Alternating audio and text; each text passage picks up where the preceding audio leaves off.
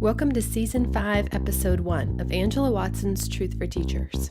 I'm your host, Angela Watson, and I'm here to speak life, encouragement, and truth into the minds and hearts of educators and get you energized for the week ahead.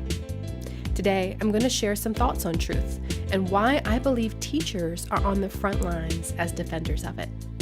Visit truthforteachers.com to get the transcript, links to recommended resources, and to share your thoughts on the show. So here we are in Season 5.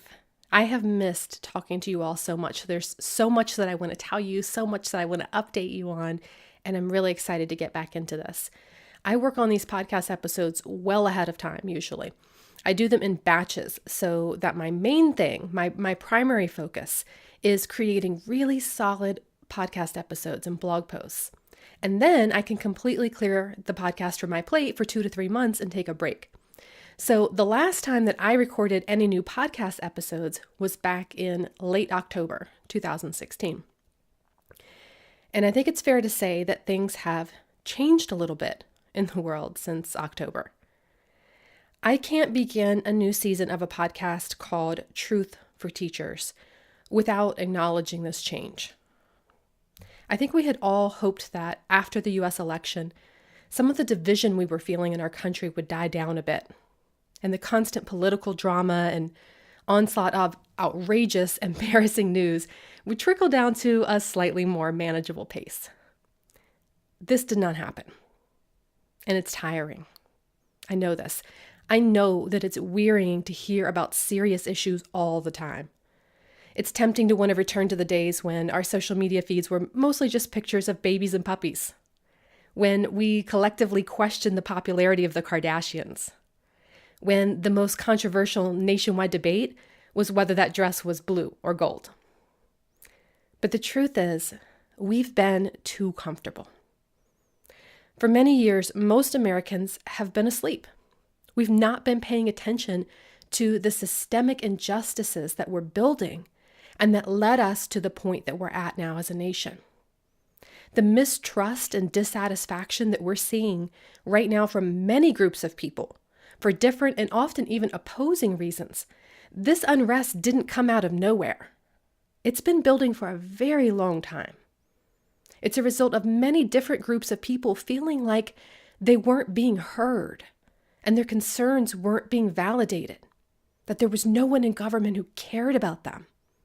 There was a pressure building up over the course of many years. And most of us preferred to pretend that it wasn't happening. We wanted to go on Facebook to share recipes and cute classroom pictures instead. Let me get a little bit more specific about what's happening with teaching in particular, since we're all educators here listening to this. We've allowed corruption in our government and injustice and inequity in our laws. We've sat on the sidelines as authority has been taken away from teachers. We've watched as our students have been shortchanged time after time after time. We saw it happening, but we didn't know what to do. Or we didn't want to get uncomfortable. Or we didn't think it was appropriate to get political or to be an activist as a teacher. Here's the truth. As educators, we cannot avoid politics. And that's because teaching is inherently political. Our funding, our class sizes, our lack of materials, our testing regulations, our salaries, all the issues that we discuss daily with our friends, in person and online, these are all issues related to politics. From the things decided at the national and state level, all the way down to what's decided by your local school board, politics influences it all. The curriculum companies that your district purchases from, politics influence that choice. The way your students are tested and the way those tests are created and scored, that's political. Your district's official plan for suspending and expelling students, you better believe that's political. It all is. So we have to be paying attention to politics if we want to understand our daily lives as educators. We have spent far too much time focusing on the symptoms rather than identifying the problems. We've complained widely and loudly about the outcomes, but we've refused to take a closer look at how we got there.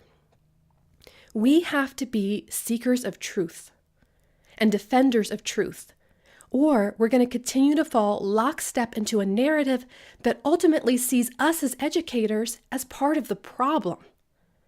We have watched with dismay as the American people have lost respect for teachers. Somehow it's we who have become the enemy. I'm still baffled as to how we came out of the 2008 recession with teachers being labeled as greedy. Teachers as the ones who don't care about kids, while bankers and corporate executives continue to hold the money and the power and the respect.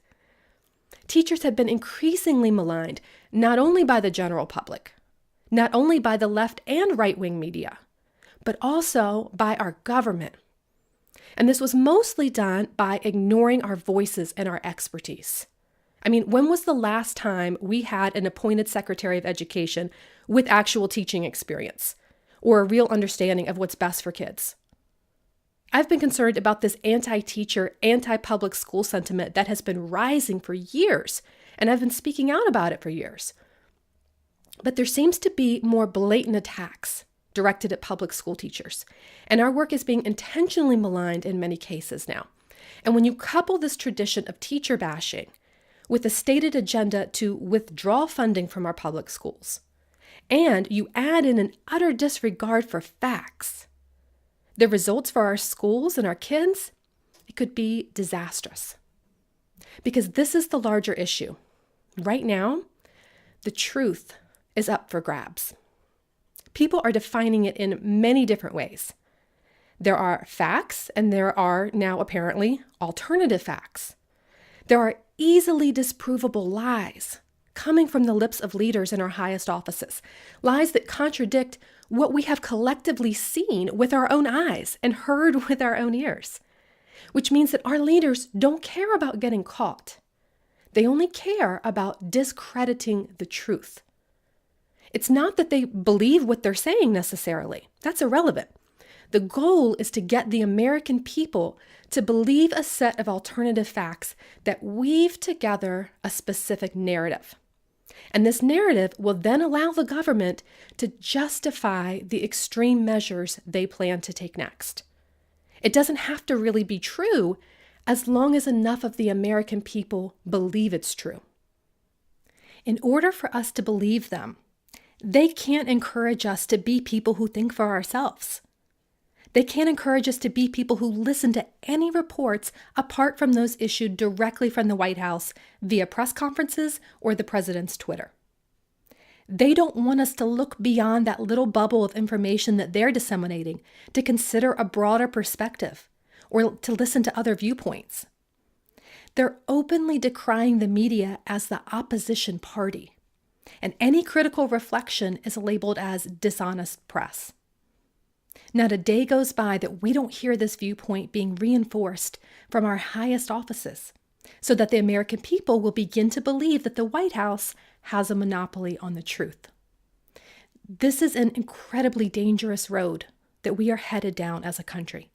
And that's just one reason why so many people are openly outraged now when they've been largely silent about corruption and lies perpetuated by government leaders in the past.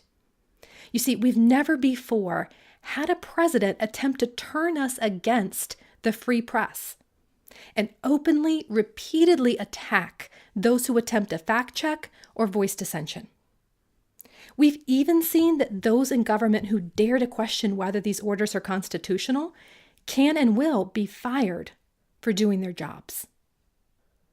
We are seeing a disregard for our Constitution, for checks and balances, for the fundamentals of democracy, for dissent, and for truth. Total disregard for these things.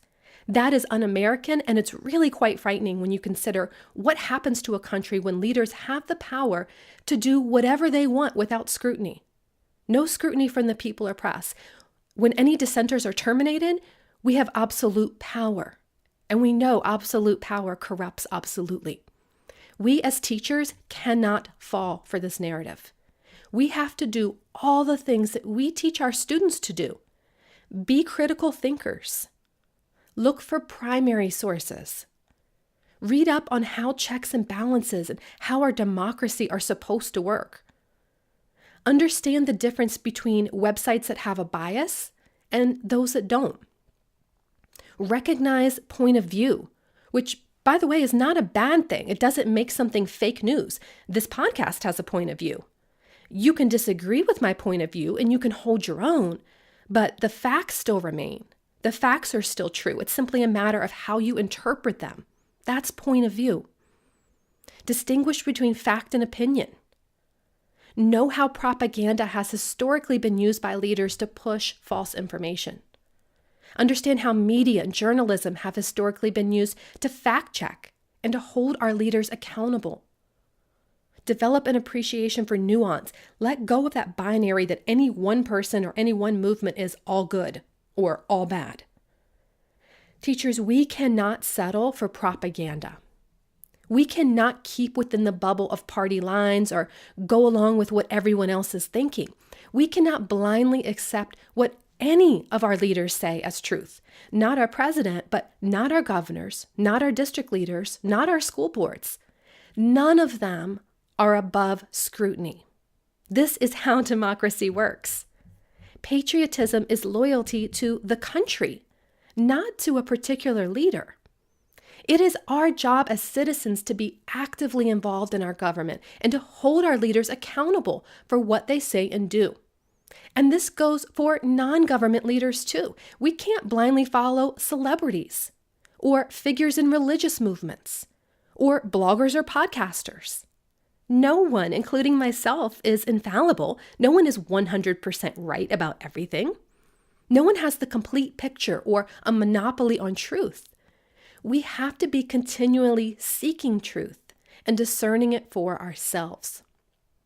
If you like our president's policies, if you're happy that he's doing exactly what he said he would, you can still choose to hold him accountable for telling the truth and for allowing our system of checks and balances to function correctly.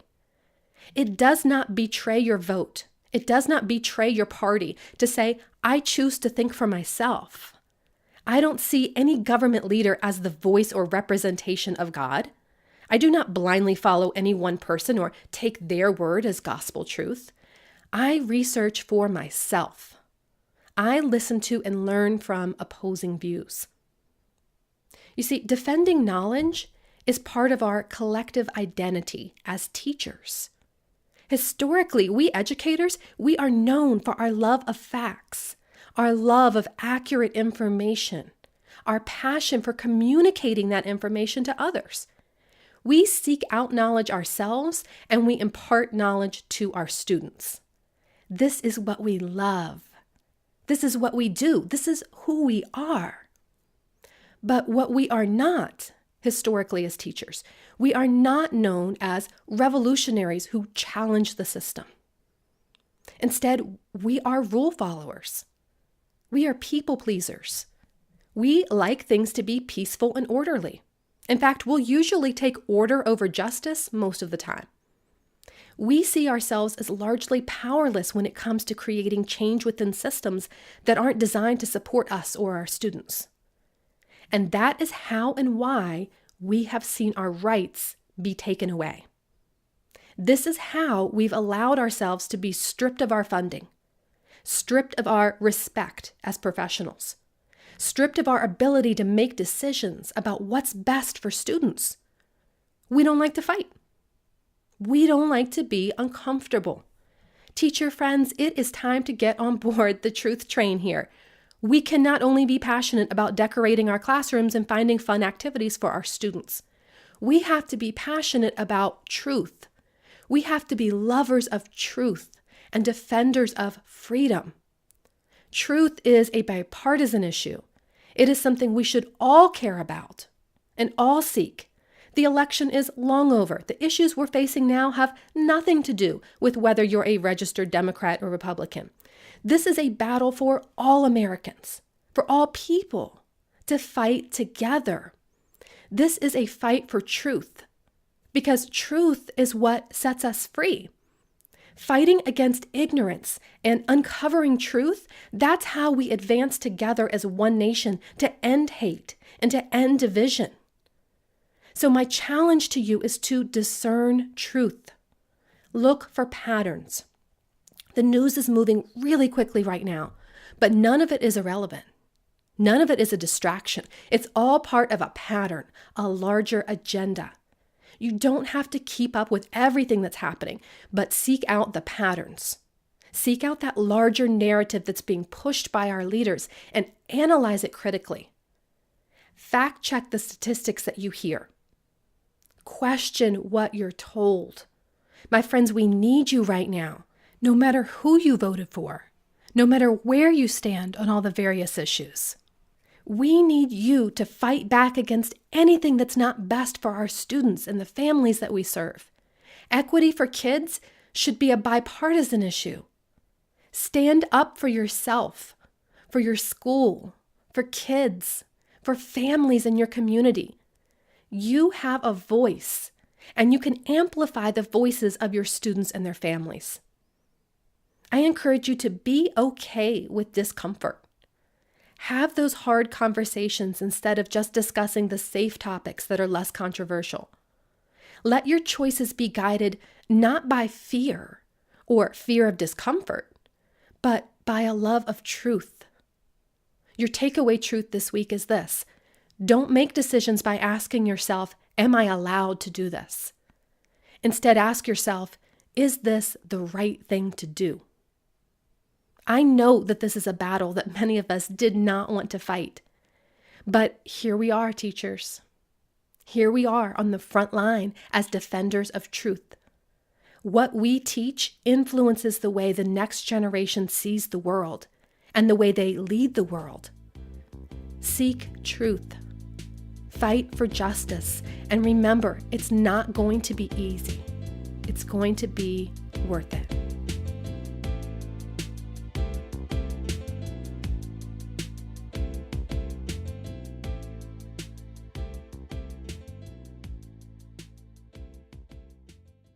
Truth for Teachers is a proud member of the Education Podcast Network.